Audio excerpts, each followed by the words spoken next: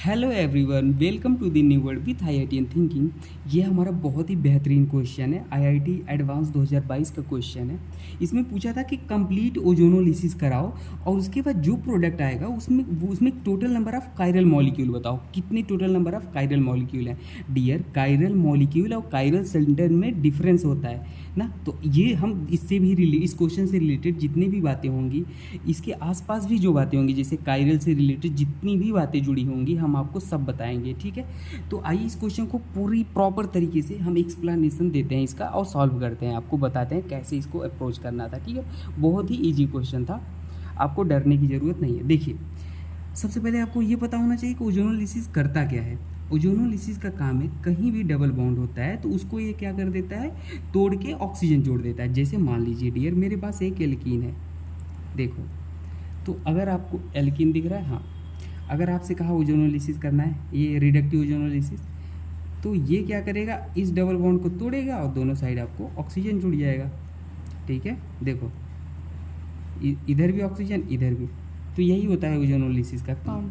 और reductive ozonolysis मतलब aldehyde ही तक सीमित हो जाएगा। जो भी आपके पास गिवन होगा डबल बॉन्ड, उसको एल्डिहाइड में चेंज करेगा। लेकिन ऑक्सीडेटिव ओजोनोलिसिस मतलब होता है कि वो एसिड को फर्दर ऑक्सीडाइज करके एसिड, एल्डिहाइड को फर्दर ऑक्सीडाइज करके एसिड में चेंज कर देता है। ठीक है, तो आइए अब देखिए यहाँ पे होता क्या है। जितने डबल बॉन्ड हैं, कंप्लीट ओजोनोलिसिस बोला था, तो जितने डबल बॉन्ड हैं सबको ब्रेक करो। इसको ब्रेक करोगे ऑक्सीजन आ जाएगा। ठीक है, दोनों साइड। इसको ब्रेक करोगे ऑक्सीजन आ जाएगा दोनों साइड। ठीक है, इसको ब्रेक करोगे ऑक्सीजन आ जाएगा दोनों साइड। इसको ब्रेक करोगे ऑक्सीजन आ जाएगा दोनों साइड। इसको तोड़ोगे ऑक्सीजन आ जाएगा दोनों साइड। इसको तोड़ोगे ऑक्सीजन आ जाएगा दोनों साइड। ठीक है, तो अब हम इसको तोड़ के पूरा ब्रेक करके लिखते हैं। तो देखिए यहाँ पे ये CH3 है, ये तो CH3 दिख रहा है ना। तो देखो पहले हमारा क्या बन जाएगा, दिख रहा है ना आपको, हाँ देखो CH3, और हमारा यहाँ पे ऑक्सीजन आ जाएगा तो CHO, यही बनेगा भाई CHO। चाहे इसे तोड़ के आप लिख लो अगर डाउट है तो। देखो ये यहाँ पे ऑक्सीजन आ जाता तो ये डबल बॉन्ड वो आ जाता, और कार्बन की वैलेंसी पूरी करने के लिए हाइड्रोजन लग जाएगा, पूरा करने के लिए हो गया। तो वही बात तो है। अब देखो प्लस ये वाला यहाँ से तोड़े हैं तो देखो डबल बॉन्ड ऑक्सीजन, ध्यान देना, डबल बॉन्ड ऑक्सीजन। और फिर ऐसे यहाँ आए, ऐसे बना था, बना लो भाई। हमारे पास ये कैसे लगा था, वेज पे लगा दिए। फिर आगे गए ऐसे, आगे गए ऐसे, फिर यहाँ से टूटा है तो वहाँ पे ऑक्सीजन आया है, देखो ध्यान देना, ऑक्सीजन बना दिए। फिर यहाँ पे आओ, अब तो टूट गया है तो प्लस लगाओ। फिर यहाँ पे देखो ऑक्सीजन जुड़ा है, ऑक्सीजन को जोड़ दिए, ऐसे मिथाइल ग्रुप लगाए, लगा दिए। ठीक है, ध्यान देना।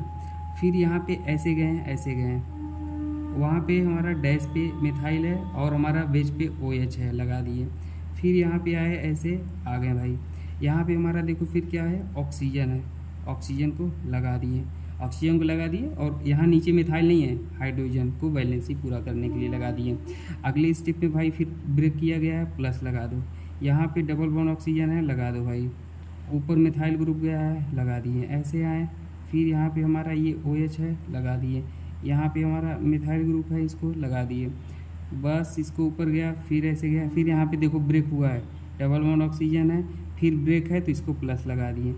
ठीक है, अब ध्यान देना, फिर यहाँ पे डबल बॉन्ड ऑक्सीजन लगाओ, ये इस साइड का, इधर हाइड्रोजन लगा दो। ठीक है, फिर ऐसे गए ऊपर गए। ठीक है, यहाँ पे हमने OH को लगा दिया, OH को लगा दिया।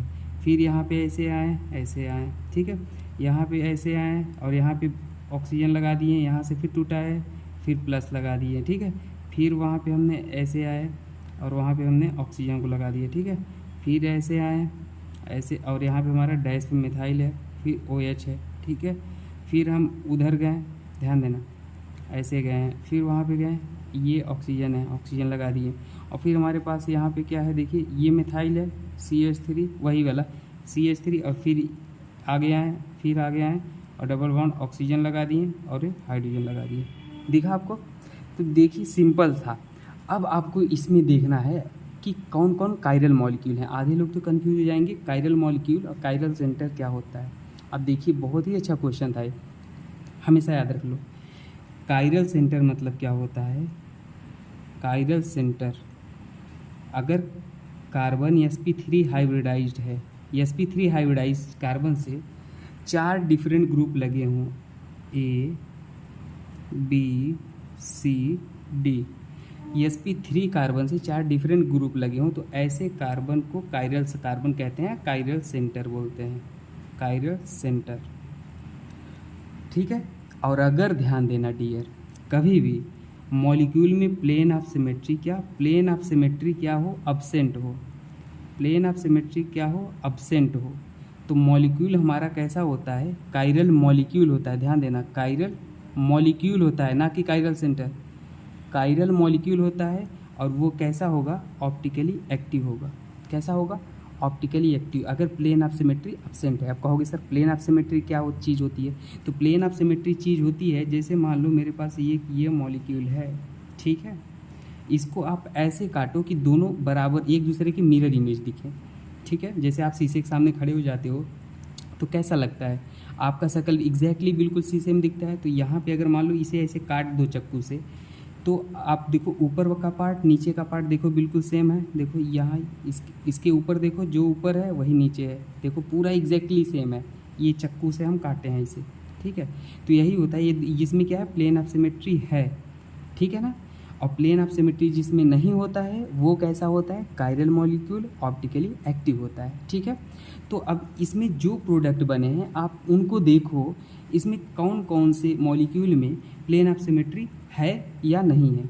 और आपको एक ट्रिक भी मैं बता दूंगा उसके बाद, इसे सॉल्व करने के बाद, जिससे आपको e plane of symmetry chiral या कायरल में कोई दिक्कत ना हो। तो देखो इसमें देखो भाई, प्लेन ऑफ सिमेट्री है कि नहीं। अगर इसे, अब हाँ आपके मन में ये भी डाउट होगा कि सर इसको यहीं से क्यों काटा, ऐसे क्यों नहीं काटा। डियर, इसको कहीं से भी काटो, अगर एक भी प्लेन ऑफ सिमेट्री दिख गया तो मॉलिक्यूल हमारा कैसा हो जाएगा, कायरल। एक भी प्लेन ऑफ सिमेट्री कहीं से भी काटो, ठीक है ना। तो देखो अब यहाँ पे देखो, ऐसे काटो, यहाँ प्लेन ऑफ सिमेट्री दिख रहा है कहीं से, देखो। तो यहाँ पे हमारा इसको ऐसे हम अगर काट देते हैं तो देखो इधर का भाग दोनों क्या दिख रहा है, बिल्कुल एग्जैक्टली सेम दिख रहा है। आप कहोगे सर ये तो डैश पे है, वेज पे है। डियर, ये डैश मतलब होता है आपसे दूर, आप डैश मतलब समझो अवे फ्रॉम ऑब्जर्वर, और वेज मतलब क्या होता है, टूवर्ड्स ऑब्जर्वर। ऐसे फील करो, ये जो वाला पार्ट है ना, ये आपके आँखों के साइड आ रहा है, ये आपके आँखों की साइड है ना, और ये डैश वाला है आपकी आँखों से पीछे है। देखो ऐसे है, कुछ दिख रहा है, ये ऐसे है, देखो ऐसे। ये वाला आपकी आँखों की साइड, ये आँखों के पीछे है। तो देखो अगर इसे हम काटेंगे ऐसे, ऊपर नीचे है, ठीक है ना, देखो ऊपर नीचे है ऐसे करके। हाँ एक सेकेंड मैं और अच्छे से समझाता हूँ। देखो ये आपके आँखों के साइड है, ठीक है, ये आपकी आँखों से दूर है। देखो वो नीचे वाला आपकी आँखों से दूर है, नीचे साइड है, ये ऊपर साइड है। तो इसे ऐसे काटोगे तो बराबर ही तो कटेगा ना। देखो ऐसे काटते चले जाओ बराबर, तो कोई फ़र्क नहीं आएगा। तो वही बात है।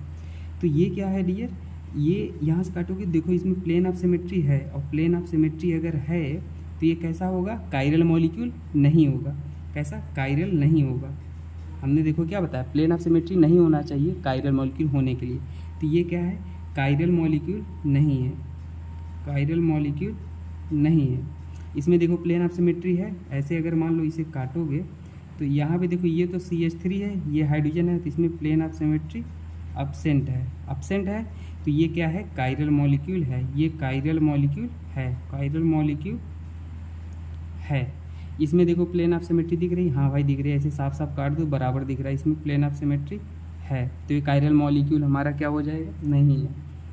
इसमें प्लेन ऑफ सिमेट्री देखो, यहाँ काटो, ये हाइड्रोजन है, ये CH3 है, दोनों अलग अलग ग्रुप मिल गया भाई। तो इसमें प्लेन ऑफ सिमेट्री क्या है, अब्सेंट है मतलब कायरल मॉलिक्यूल हमारा है। इसमें देखो ये प्लेन ऑफ सिमेट्री हमारा क्या है, प्लेन ऑफ सिमेट्री प्रेजेंट है, प्लेन ऑफ सिमेट्री प्रेजेंट है, तो कायरल मॉलिक्यूल तो होगा ही नहीं। इसमें देखो ये तो भाई इसमें बात ही नहीं करना, प्लेन ऑफ सिमेट्री तो देख ही नहीं रही है, इसका को हटा ही दो इसमें ना, ये इसका तो बात ही मत करो इन दोनों का। तो इसमें अगर आप बात करो तो देखो कौन कौन से में प्लेन ऑफ सिमेट्री एब्सेंट दिखा, एक तो ये वाला है और ये वाला है। तो हमारे जो total number of chiral molecule होंगे वो कितने होंगे, 2। कायरल मॉलिक्यूल कितने हो जाएंगे, 2। कायरल मॉलिक्यूल से मतलब था उसमें प्लेन ऑफ सिमेट्री क्या होनी चाहिए, एब्सेंट होनी चाहिए। बहुत ही बेहतरीन क्वेश्चन था ये, ठीक है, आप इसको याद रखना।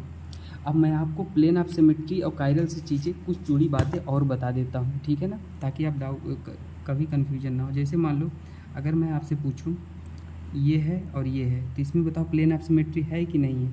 तो अगर इसे आप ऐसे काटोगे इस बार, तो इसमें प्लेन ऑफ सिमेट्री नहीं है। ध्यान देना, आप कहोगे सर ये तो सेम ही है डियर, ये ऊपर है नीचे है, लेकिन आपके मन में होगा सर आपने अभी जो क्वेश्चन कराया उसमें तो ऐसे था, वहाँ ऐसे था कुछ करके, वहाँ पे तो आपने करा दिया था ऐसे, डियर ये एक ही कार्बन पे थे ऊपर नीचे, लेकिन ये तो अलग अलग है ना, ये ऊपर आ रहा है यहाँ, ये नीचे जा रहा है, कुछ दूर दूर है, ठीक है ना। तो इसमें प्लेन ऑफ सिमेट्री नहीं है। अगर ऐसे होता तो ये प्लेन ऑफ सिमेट्री था इसमें, ठीक है ना। ये सब डाउट क्लियर कर लो अभी से, ठीक है। अब देखो ये एक ट्रिक याद रख लेना, कभी भी मॉलिक्यूल अगर प्लेन ऑफ सिमेट्री ऐसे पी एब्सेंट ऐसे याद रख लो, P absent N C O, P absent N C O, plane of symmetry अगर एब्सेंट है तो मॉलिक्यूल कैसा होगा, नॉन सुपर इम्पोजिबल होगा, नॉन सुपर इम्पोजिबल। अभी आप इतना याद रख लो, स्टीरियो पढ़ाएंगे तो पूरा डिटेल में कभी आपको डाउट ही नहीं होगा। प्लेन ऑफ सिमेट्री एब्सेंट है तो मॉलिक्यूल नॉन सुपर इम्पोजिबल होगा, और कैसा होगा, कायरल मॉलिक्यूल होगा, क्या होगा, कायरल मॉलिक्यूल होगा, और कैसा होगा, ऑप्टिकली एक्टिव होगा, कैसा होगा, ऑप्टिकली एक्टिव होगा। बात समझ में आए, आप इतनी बात याद रख लो। और जस्ट अगर प्लेन ऑफ सिमेट्री क्या हो जाएगा, प्रेजेंट हो जाएगा तो उल्टा कर देना, मॉलिक्यूल कैसा होगा, सुपर इम्पोजिबल होगा, नॉन ए कायरल होगा, कैसा होगा, ए कायरल होगा, ऑप्टिकली इनएक्टिव होगा, ठीक है ना।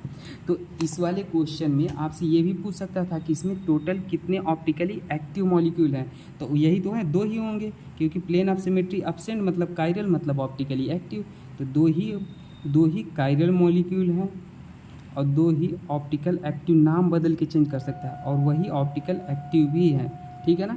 तो ये सब सारी चीज़ें आप याद रख लेना। अगर अभी भी आपको कुछ डाउट होता है तो आप कमेंट सेक्शन में मुझसे पूछ लेना, मैं आपको प्रॉपर एक्सप्लेनेशन और दे दूंगा अच्छे से, ठीक है ना, अलग से वीडियो बना के। और मैंने पूरी कोशिश की आपको अच्छे से समझाने की, बाकी आपको स्टीरियो बताएंगे तो आपके सारे डाउट क्लियर हो जाएंगे।